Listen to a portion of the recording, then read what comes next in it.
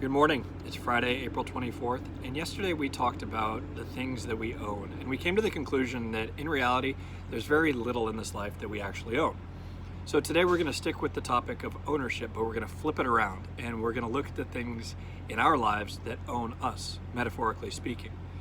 And if we aren't careful and we aren't equipped with the right tools, it can end up being a never-ending selection of things that exert ownership over us. And these things can manifest themselves in the form of emotions, other people, situations, or material objects. Fortunately, we can learn from another Stoic thought exercise, which uses critical objectivity to free ourselves from the chains of this ownership.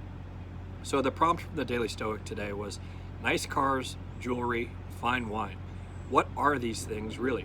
So by now you've probably picked up on a theme that's very important to the Stoic teachings and pursuits, and that is simplicity. Simplicity in all aspects of our lives. And I don't mean simplicity in terms of a Buddhist monk seeking nirvana. I mean simplicity in terms of eliminating distraction and enhancing our focus on the most essential aspects of life by way of practicing the three Stoic disciplines of perception, action, will. So turning to the discipline of the mind, perception, or the ability to see things clearly and objectively. The Stoics practiced an exercise that Ryan Holiday refers to as contemptuous expressions, in which they would deconstruct an object of desire, a person of power, or an intimidating situation into its core nature, its most simple state. And Marcus Aurelius, who had access to anything that he wanted, reminded himself that that fine wine is really just the juice of a bunch of grapes. Those royal garments that he wore were really just sheep's wool dyed with the blood of a shellfish. And that expensive cut of meat was really just a dead bird or a dead pig. He said to himself, that's what we need to do all the time, all through our lives when things lay claim to our trust, to lay them bare and to see how pointless they are, to strip away the legend that encrusts them. When you do this, when you remove the language that provides that ornamentation, when you use the bluntest description possible of something, you realize how quickly it loses its power over you.